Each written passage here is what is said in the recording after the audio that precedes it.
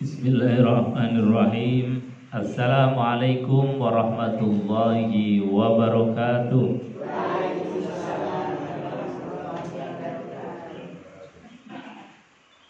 Bismillah. Innal hamdalillahi nahmaduhu wa nasta'inuhu wa nastaghfiruh.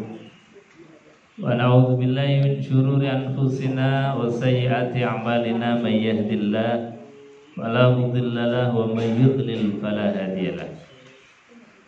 Asyhadu an la ilaha illallah wa asyhadu anna Muhammadan abduhu wa rasuluh. Allahumma fassalli wa sallim ala sayyidina Muhammad wa ala alihi wa sahbihi ajma'in. Rabbi israh li sadri wa yassir li amri wahlul 'uqdatam min lisani yafqahu qawli. Amma ba'd. Qala Allah Ta'ala fi kitabihil karim wa huwa asdaqul qailin. A'udzu billahi samil alim minasyaitonir rajim. Bismillahirrahmanirrahim. Ya ayyuhalladzina amanu taqullaha haqqa tuqatih wa la tamutunna illa wa antum muslimun. Wa qala aidan ya ayyuhan nabiyyu taqillaha wa la tuti'il kafirina wal munafiqin. Innallaha kana aliman hakima. Shadaqallahul azim wa shadaqa rasuluhul karim wa nahnu ala dzalika minasyahidin walhamdulillahi rabbil alamin. Bapak Ibu hadirin jamaah pengajian yang dimuliakan Allah Subhanahu wa taala. Alhamdulillah sehat selalu puji. Alhamdulillahi rabbil alamin. Pagi hari ini kita bisa hadir kembali untuk mengkaji ayat-ayatnya Allah Subhanahu wa taala. Firman Allah, ayat Allah, kalamullah. Artinya bahwa pagi hari ini kita ditakdir oleh Allah Subhanahu wa taala untuk bisa melihat al-mu'jizul munazzal, yaitu mukjizat yang diturunkan Allah kepada baginda Rasulullah Sallallahu Alaihi Wasallam. Jadi sama artinya kita ini melihat mukjizat-mukjizat nabi-nabi dulu. Kalau nabi dulu ada Nabiullah Musa alaihissalatu wassalam, diberikan mukjizat tongkat bisa berubah jadi ular. Tongkat bisa membelah lautan. Kemudian mukjizatnya Nabiullah Shalih alaihissalatu wassalam itu bisa mengeluarkan unta dari batu besar.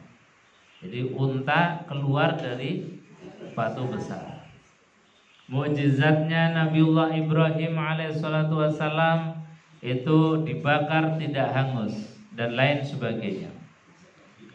Pagi hari ini kita sama sedang menyaksikan mukjizatnya Allah, melihat mukjizatnya Allah, merasakan sendiri mukjizatnya Allah Subhanahu wa taala. Jadi ini bukan sembarangan. Jadi hadirnya kita di majelis yang mulia ini adalah satu, menyaksikan al-mu'jizul munazzal, mukjizat yang diturunkan Allah, yaitu Al-Qur'anul Karim. Maka siapa saja yang kemudian menyaksikan kebesaran Allah, mukjizatnya Allah, kemudian beriman, insya Allah jadi orang yang selamat dunia akhirat. Orang yang hatinya sehat, badannya sehat, dan insya Allah nanti akan dikumpulkan bersama baginda Rasulullah Sallallahu Alaihi Wasallam. Bapak Ibu hadirin jemaah yang dimuliakan Allah Subhanahu wa taala. Alhamdulillah pagi hari ini sudah masuk pada surat Al-Ahzab. Surat Al-Ahzab ini adalah madaniyah, surat yang diturunkan Allah Subhanahu wa taala setelah baginda Rasulullah itu hijrah ke Madinah. Jadi termasuk surat-surat yang diturunkan bagian akhir. Kalau bagian awal itu adalah surat-surat Makkiyah yang diturunkan Allah sebelum hijrah. Penamaan daripada surat Al-Ahzab, Ahzab itu artinya sekutu. Jadi dulu zaman Rasulullah SAW ada perang besar. Yang perang besar itu melibatkan berbagai macam elemen sekutu-sekutu musuhnya Rasulullah. Dari mulai Yahudi, Nasrani sampai dengan kafir Mekah, itu bersekutu untuk melawan Rasulullah SAW untuk memerangi kaum muslimin. Ini dahsyat benar. Karena bukan hanya satu golongan saja yang memerangi Rasulullah, tapi mereka bersekutu, bersekongkol.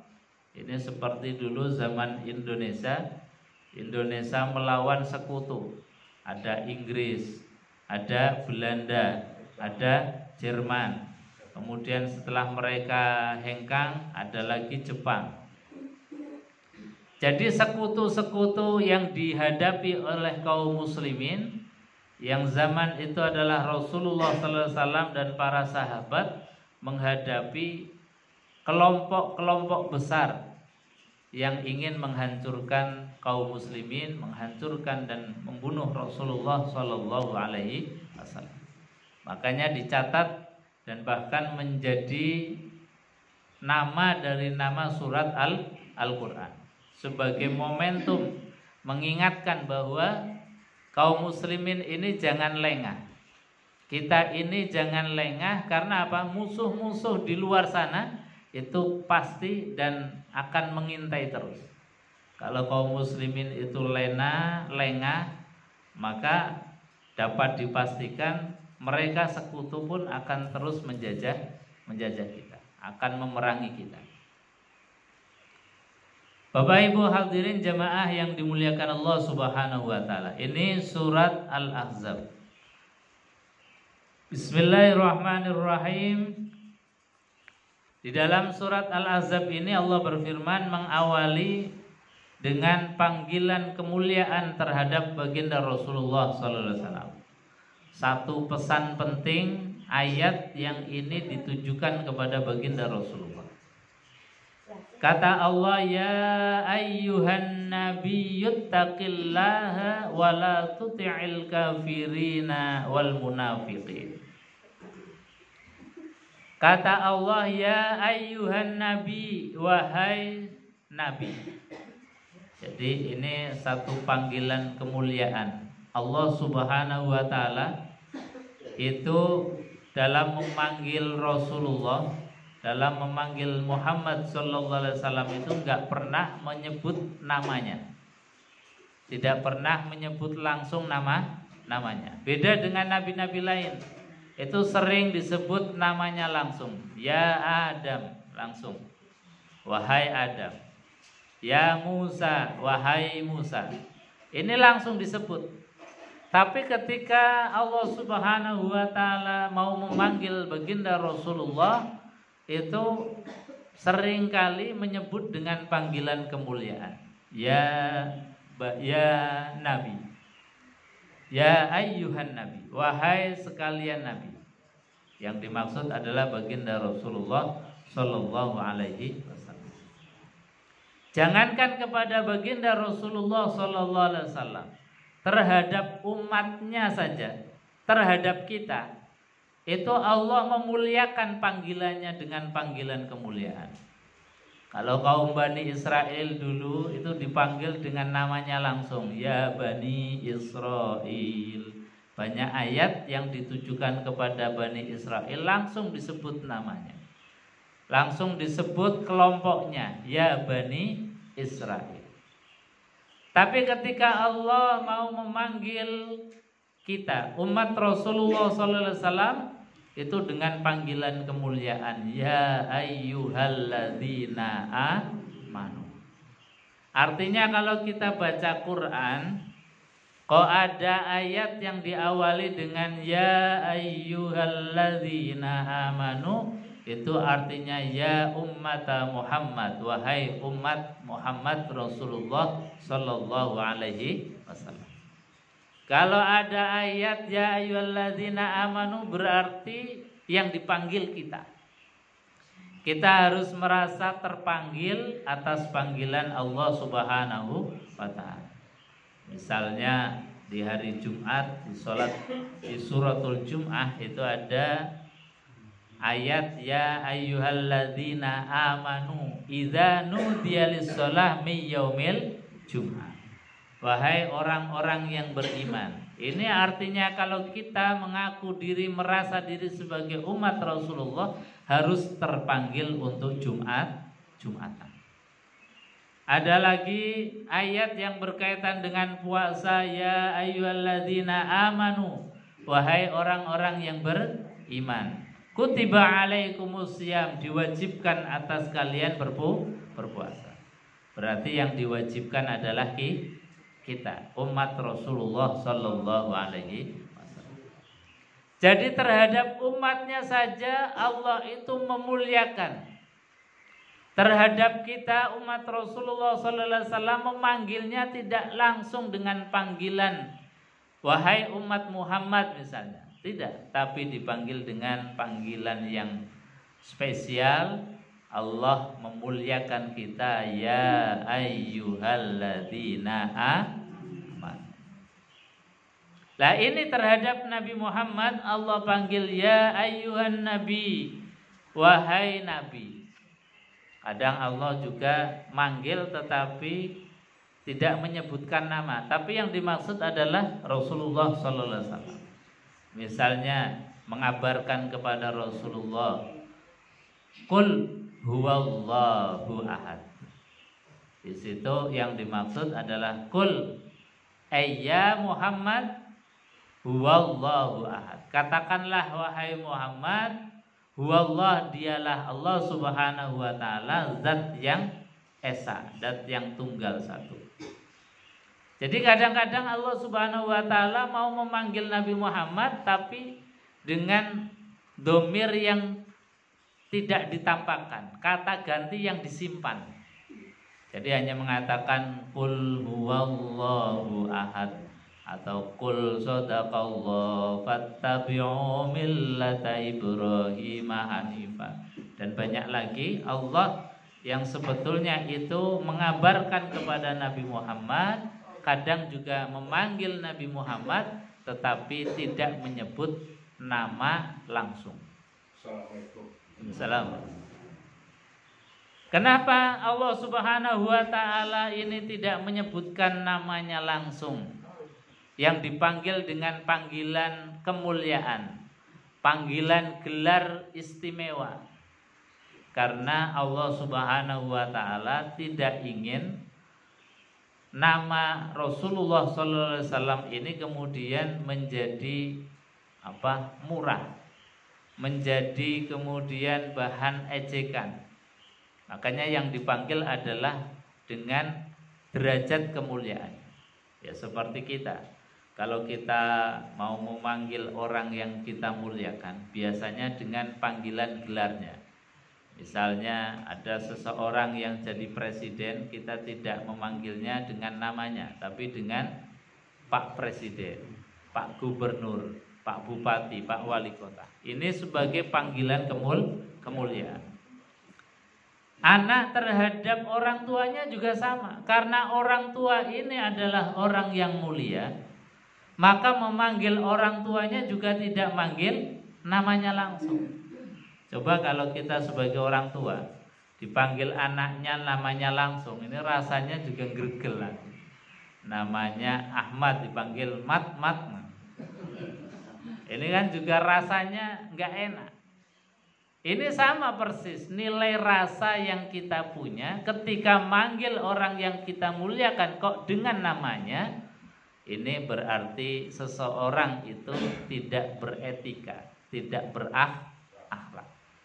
Makanya di dalam ayat ini di antara pelajaran yang Allah sisipkan untuk kita, panggillah seseorang itu dengan kemuliaannya. Apalagi baginda Rasulullah SAW, manusia termulia itu, maka kita ketika memanggil Rasulullah jangan memanggil dengan namanya, tapi panggillah dengan kemuliaan. Ini Allah Subhanahu wa taala. Jadi sekali lagi pelajaran Allah mendidik kita di dalam memanggil Rasulullah, orang yang mulia, dengan ya ayyuhan nabi, wahai nabi. Allah sampaikan ya ayyuhan nabi ittaqillah, wahai nabi ittaqillah, bertakwalah kepada Allah Subhanahu wa taala.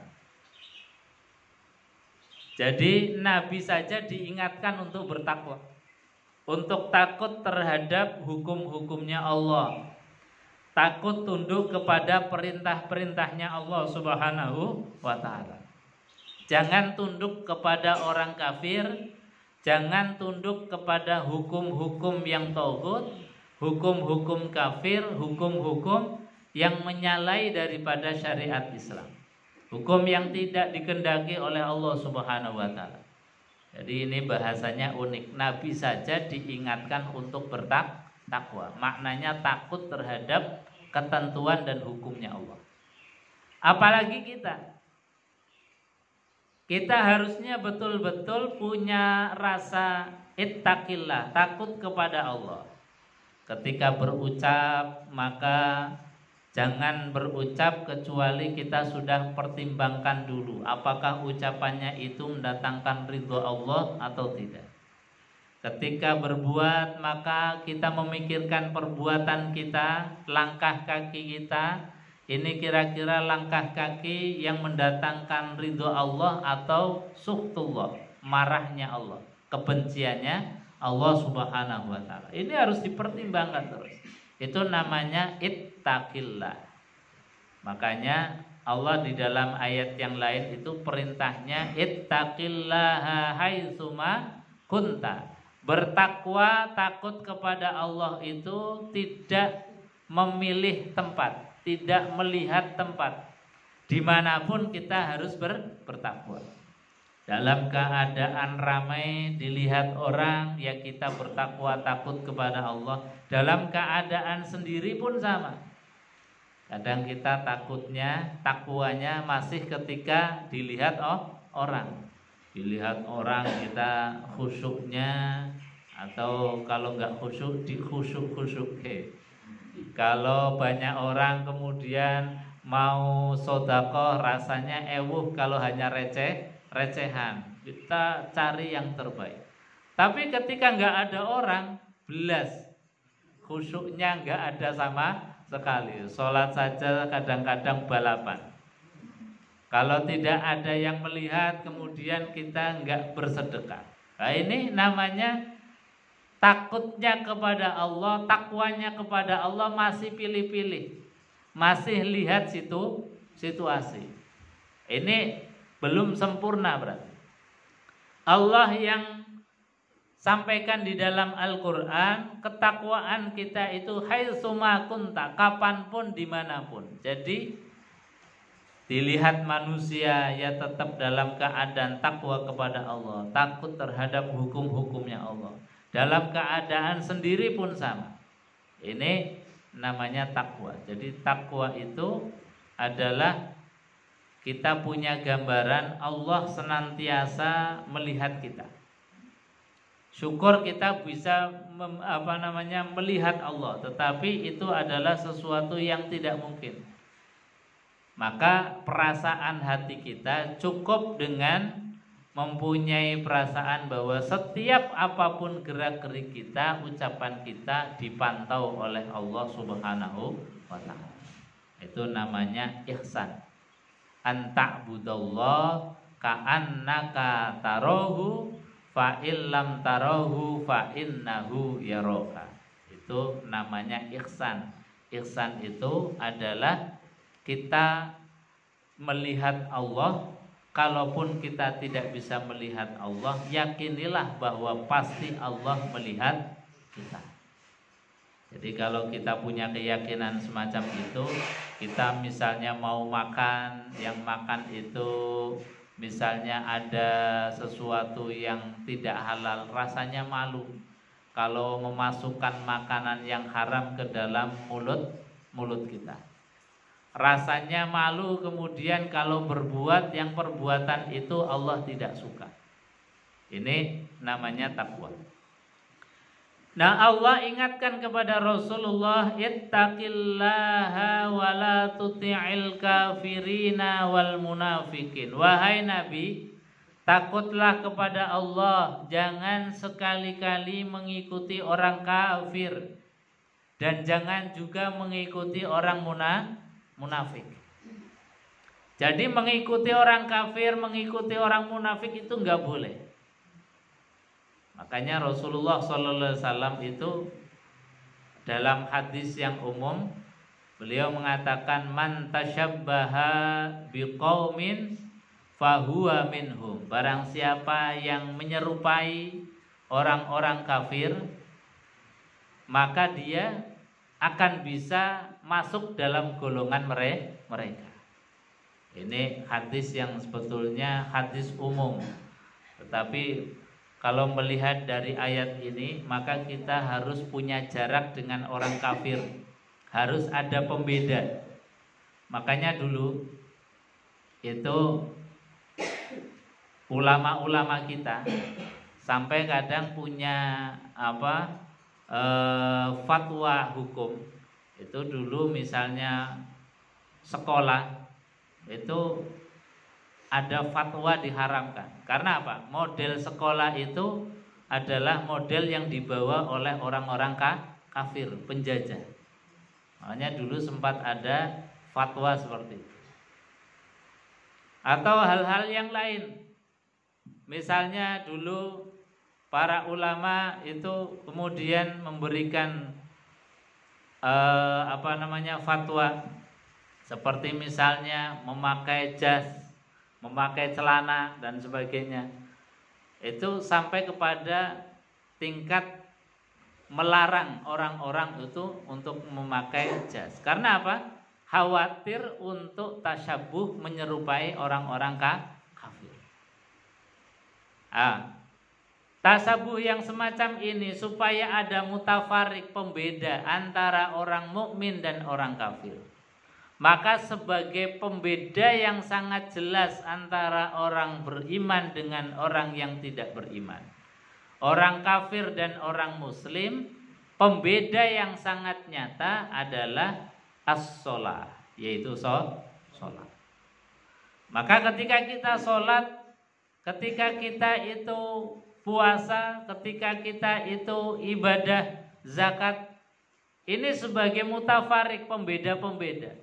Orang yang sholat pasti tidaklah disebut sebagai kafir. Orang yang sholat pasti tidaklah disebut sebagai munafik. Ini sebagai mutafarik pembedanya. Maka insya Allah kalau kita ini masih sholat, berarti kita masih dalam keadaan iman kepada Allah Subhanahu wa ta'ala. Bapak Ibu hadirin jemaah yang dimuliakan Allah Subhanahu wa ta'ala.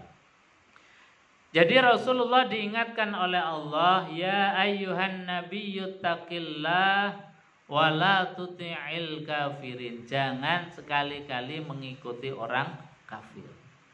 Dalam bentuknya apapun. Yang paling pokok adalah dalam hal akidahnya. Orang kafir itu adalah orang yang tidak percaya terhadap Allah, terhadap Tuhan. Maka kita tidak boleh seperti itu. Kita wajib percaya bahwa Tuhan itu ada. Kita juga tidak boleh mengikuti orang munafik. Di antara cirinya orang munafik itu adalah idza qamu ilas sholati qamu kusala. Orang munafik itu di antara cirinya adalah ketika mereka mau sholat, tapi sholatnya itu dalam keadaan kusala. Kusala itu males-malesan. Supaya kita nggak masuk kepada kelompok yang munafik ini, maka ketika kita ini mau melaksanakan sholat, harus ada nilai surahnya atau ketergesaannya, cepet-cepetan. Ya apalah misalnya kita mau berangkat ke masjid, ono mlaku cepete, rada ngencek sidik. Rada syukur-syukur melayu berlari kecil. Lari-lari kecil seperti mau sa'i. Itu menunjukkan bahwa kita itu sur'atan lillah. Jadi bergegas untuk memenuhi panggilan Allah Subhanahu wa taala. Kenapa? Karena kalau kita lede-lede, santai-santai, nanti bahkan kita datang ke masjid kalau sudah qomat, kalau sudah rakaat terakhir, setiap hari begitu terus, jangan-jangan masuk ke dalam kategori orang yang disebut sebagai munafik. Munafik itu ya sholat, tapi sholatnya tadi iza qamu ila sholati qamu kusala. Ketika mereka mau melaksanakan sholat, tapi dalam keadaan males-malesan. Bahkan kadang-kadang mungkin diundur-undur, masih ada waktu, sampai dengan mepet waktunya mau habis baru ambil wudhu terus sholat. Nah, sholatnya sah, tapi ada kemungkinan kita ini terjangkiti penyakit yang namanya munafik. Makanya ini diingatkan betul oleh Allah kepada Rasulullah sallallahu alaihi wasallam, wala tuti'il kafirina wal munafik. Jangan ikuti kebiasaannya orang kafir, jangan ikuti juga kebiasaannya orang-orang munafik. Bapak Ibu hadirin jamaah yang dimuliakan Allah Subhanahu wa taala. Kemudian di akhir ayat ini Allah sampaikan innallaha kana aliman hakima. Innallaha sesungguhnya Allah Subhanahu wa taala kana aliman, adalah Allah itu punya sifat aliman, zat yang maha mengetahui. Hakiman, dan juga zat yang maha bijaksana. Allah yang maha mengetahui apapun gerak-gerik perbuatan kita yang zahir maupun yang batin. Yang zahir yang kita tampakkan maupun yang batin yang masih tersembunyi di dalam hati kita, Allah maha mengetahui. Maka tidak ada yang tersembunyi sama sekali. Karena apa? Karena setiap gerak-gerik, baik gerak-gerik hati kita, gerak-gerik tubuh kita, gerak-gerik lisan kita, Allah sampaikan in ahsantum ahsantum li anfusikum. Kalau kalian itu berbuat baik, maka kebaikan itu akan kembali kepada kita. Kebaikan hati itu apa? Kebaikan hati itu diantaranya adalah husnuzan kepada Allah, husnuzan kepada makhluk. Jadi jangan biarkan hati ini hanya terisi dengan suudzon. Kepada Allah suudzon, kepada orang lain suudzon. Suudzon ini penyakit hati. Yang kalau kita suudzon kepada orang lain, itu sebetulnya lagi suudzon kepada dirinya sendiri. Jadi daripada kita menumpuk rasa suudzon, lebih baik kita tumbuhkan husnuzan, berbaik sangka kepada Allah. Nah, ini namanya gerak hati yang dilihat oleh Allah. Maka meskipun hanya terbersih di dalam hati, orang lain gak tahu, jangan isi hati kita ini dengan penyakit. Ini Allah sampaikan innallaha kana aliman hakima. Wattabi' ma yuha ilaika mir rabbik. Kemudian Allah pesankan wattabi', dan ikutilah ma yuha, terhadap apa-apa yang telah Allah wahyukan ilaika, kepada engkau wahai Muhammad. Mir rabbika, yang wahyu ini datang dari Allah Subhanahu wa taala. Jadi ini perintahnya Allah, wattabi', ikutilah. Nah, bagaimana kita bisa mengikuti kalau kita nggak tahu Al-Quran? Bagaimana kita mau mengikuti kalau kita nggak belajar terhadap Al-Quran? Makanya Allah Subhanahu wa taala ini membuli kita, menyentil kita dengan mengisahkan ceritanya kaum Bani Israel. Yang sebetulnya cerita ini diangkat untuk pelajaran bagi kita. Bani Israel yang kata Allah Subhanahu wa taala di dalam Al-Qur'an itu punya sifat, diberikan kitab oleh Allah Subhanahu wa taala, tapi sebagian mereka itu belas nggak paham terhadap kitabnya. Terhadap kitab yang diturunkan oleh Allah mereka nggak paham, mereka nggak pernah baca, mereka nggak pernah pelajari, mereka nggak pernah iktibar, mengambil tadabbur pelajaran dari kitab-kitab yang mereka dapatkan dari Allah Subhanahu wa taala. Allah menyindirnya dengan kalimat yang luar biasa.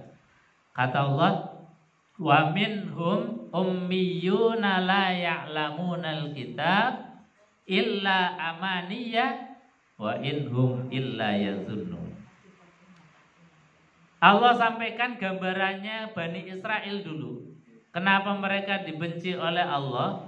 Karena mereka dikasih kitab tapi nggak mau belajar tentang kitabnya. Wa minhum, dan sebagian dari mereka orang-orang Bani Israel itu ummiyuna la ya'lamunal kitab. Mereka ummi, nggak paham belas terhadap kitabnya. La ya'lamunal kitab, nggak paham. Dikasih kitab nggak mau belajar. Dikasih kitab nggak mau membaca, nggak mau mempelajari isinya itu apa. Maka mereka itu hanya illa amani, hanya angan-angan saja. Jadi cerita-cerita saja, oh kitab ini isinya gini-gini, tapi tidak tahu persis sendiri, tidak pernah membaca sendiri, tidak pernah belajar sendiri. Itu namanya amani, hanya angan-angan saja. Jarene. Orang yang tahu dari orang lain dengan tahu dari membaca sendiri itu beda. Jadi orang Bani Israel ini disifati minhum ummiyuna la ya'lamunal kitab illa amaniyah wa inhum illa yazunnun. Dan mereka juga hanya menduga-duga. Isinya kitab Taurat ini, seperti ini, Zabur seperti ini, Injil seperti ini. Itu hanya menduga-duga saja, nggak pernah belajar langsung, nggak pernah melihat langsung. Nah, kira-kira umat Islam itu jangan sampai seperti itu. Jangan sampai diberikan kitab, kemudian kita nggak pernah belajar sama sekali dengan detail. Hanya katanya, hanya jarine, hanya kemudian angan-angan saja. Nah, supaya tidak begitu, alhamdulillah kita belajar terus. Meskipun kita mungkin belajarnya itu sepekan sekali, sebulan sekali, kita masih ada nilai untuk belajar membaca Al-Quran. Syukur ibu-ibu yang alhamdulillah ini baca Qur'annya luar biasa, apalagi setiap hari ngapal ke Al-Quran seayat demi seayat. Alhamdulillah, itu luar biasa. Insya Allah kita ini tidak termasuk orang yang disinggung Allah. Insya Allah kita tidak termasuk orang-orang seperti kaum Bani Israel yang terhadap kitabnya itu minhum ummiyuna la ya'lamunal kitab. Jadi sekali lagi, belajar itu penting untuk menghilangkan dari sifat-sifat kekafiran, menghilangkan dari sifat-sifat kemunafikan. Bapak Ibu hadirin jemaah yang dimuliakan Allah Subhanahu wa taala. Innallaha kana bima ta'maluna khabira. Innallaha, sesungguhnya Allah, bima ta'malun, terhadap apa yang mereka kerjakan itu khabir, maha melihat, maha menyaksikan.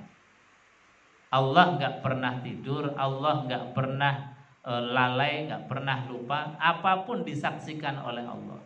Kita belajar hanya satu ayat, kita membaca satu ayat. Itu satu ayat yang kita baca, satu ayat yang kita pelajari, ini Allah menyaksikan dan disiapkan pahala surganya Allah. Amin Allahumma amin.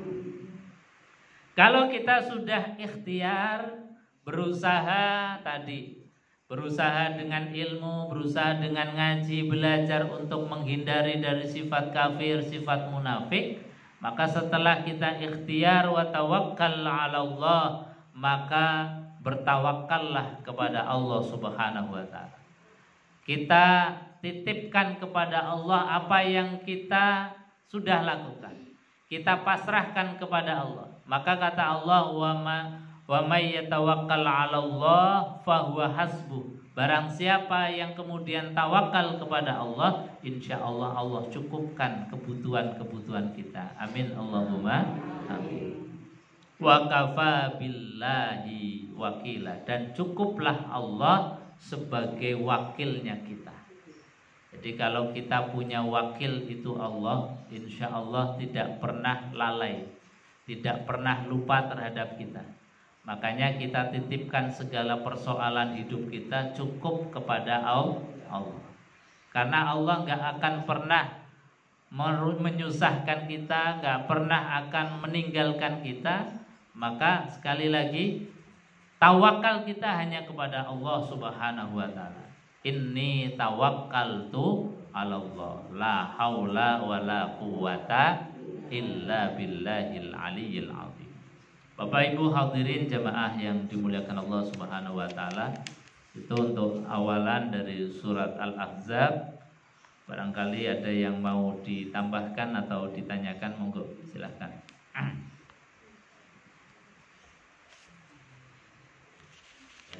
Nggih.